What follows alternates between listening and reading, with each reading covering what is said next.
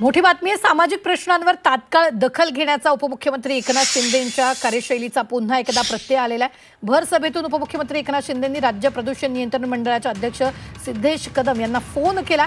वणीमधील प्रदूषण रोखण्याबाबत शिंदेंनी सिद्धेश कदम यांना भर सभेत सूचना केल्या। कोळसा खाणी आणि वाहतुकीमुळे यवतमाळमधील वणीमध्ये प्रदूषणाचा गंभीर प्रश्न बनलाय। प्रदूषित हवा आणि पाणी रोखण्यासाठी ताबडतोब कारवाई करा अशा सूचना शिंदेंनी केल्या। त्यावर 24 तासात कारवाईचं आश्वासन अध्यक्ष सिद्धेश कदम यांनी दिलेलं आहे। तर नगरपरिषद निवडणुकीच्या प्रचारासाठी उपमुख्यमंत्री शिंदे विदर्भाच्या दौऱ्यावर आले असतानाच ही घटना घडली आहे।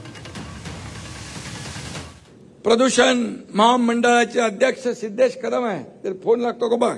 आणि म्हणून या ठिकाणी आणि आरोग्य मंत्र्याला देखील मी या ठिकाणी सांगतो, आरोग्य मंत्र्यांना देखील इथल्या आरोग्याची काळजी घ्या।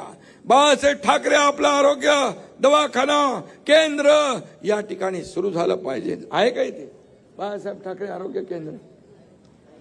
नाहीये। आणि म्हणून आपल्याला मी एवढंच सांगेन की रस्त्यांची वाईट परिस्थिती आहे, रस्त्यांची वाईट परिस्थिती आहे। कोण आहे?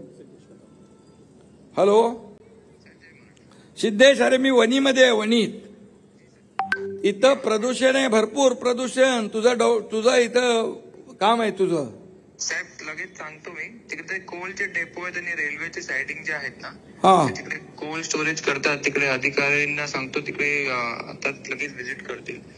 कोळशाचा प्रॉब्लेम, कोळशाच्यामुळे हवाई दूषित झाले आणि पाणी दूषित झालंय, लोकांचा जीवन मरणाचा प्रश्न निर्माण झालाय।